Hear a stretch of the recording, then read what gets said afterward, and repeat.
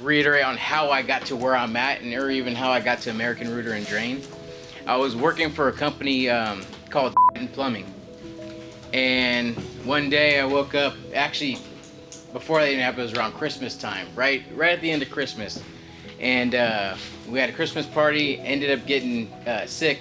My daughter was about 6 months, she had COVID, so we ended up really sick, right?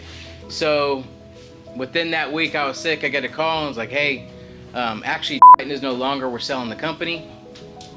We sold to a company called American Rooter and Drain, right? Didn't think nothing of it. I got phone calls from everybody that I used to work with at explaining how terrible these guys were, how they're crooks and all kinds of just negative things, right? And so I'm sitting at home just thinking like, man, what the hell am I gonna do? Like, what does this even mean? Like, where does this go? And so at the time, I didn't have too much thought of it, just because I was really sick, and so was my daughter, so my attention was on that. And I had a choice whether these people were telling me all these negative things. Well, I'm glad I listened to my self-thought, because I never pass up an opportunity without experiencing something myself. You got one of our vans. Actually, van is my van now, so what's going on?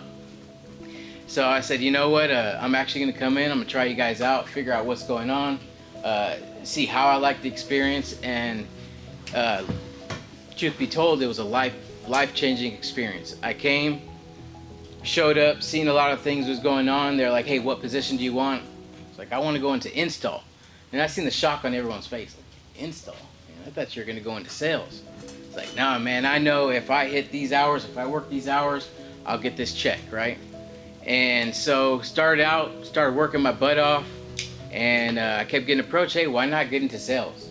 I'm not good. Well, why not? Just give it a try, right? So I was like, okay, 1 month I'll give it a try. Started going, to actually killed it my first month, and just seeing everything. I got asked, hey, like, what are your goals? Do you have life goals? How's your family life? And it was game changing, because I never got asked. I never seen the structure that I seen when I came to American Rooter and Drain.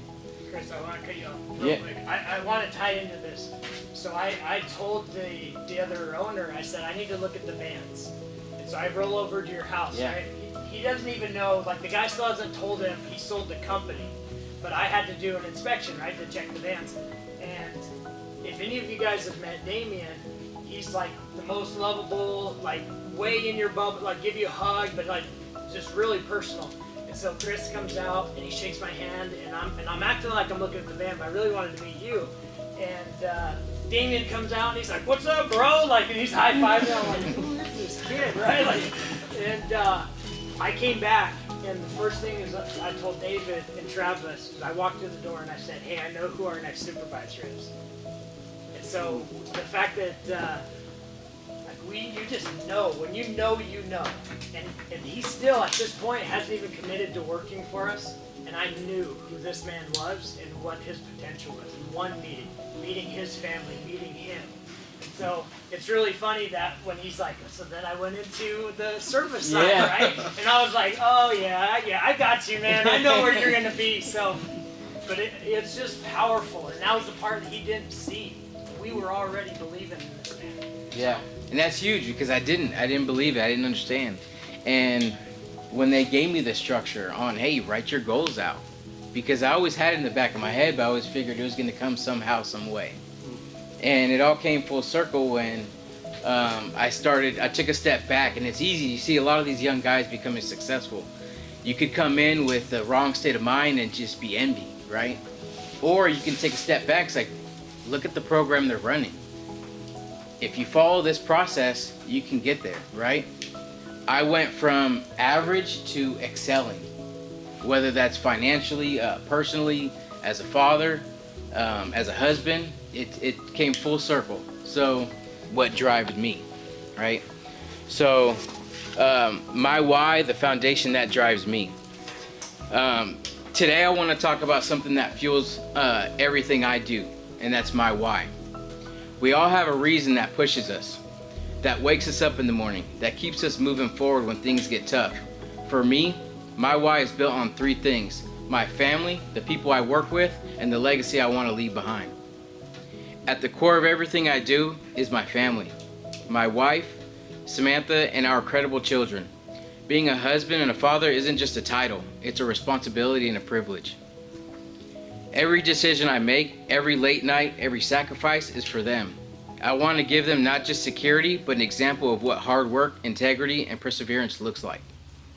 I think about my kids, Damien, my oldest, who is learning what it means to push past his limits. My little ones, Marcelo and Alicia, who are full of energy and potential. And even the youngest in our family, Christian and Talia, who are just starting to discover the world. They're watching me. They are learning from my actions, my discipline, my leadership. I don't just want to tell them what it means to be strong, to be kind, to be determined. I want to show them. But my why doesn't stop at home. It extends to the people I work with, the people I lead, and the culture we build together. I believe in creating a foundation of trust, safety, and unity. Whether at home or in a workplace, if we don't have a strong foundation, we can't build anything lasting. That's why I lead with purpose. That's why I push for excellence, not just in results, but in the way we treat each other. When we create a culture of accountability, respect, and support, we don't just improve our work, we change lives. We build something greater than ourselves. At the end of the day, my why is about legacy. What will my children say about me when I'm gone? What impact will I leave on the people I've worked with, the team we've built, the relationship I've nurtured? I don't want to be remembered for just working hard. I want to be remembered for making a difference, for being a man of my word, for standing on something greater than myself. That's what keeps me going. That's what fuels me to push harder, to lead stronger, to build a future that my family, our team, and community can be proud of. So I ask you today, what is your why? Because when you find it, when you truly embrace it, nothing can stand in your way. And if you remember, when your why is clear, the how becomes easy. And that's my why. So I encourage everybody.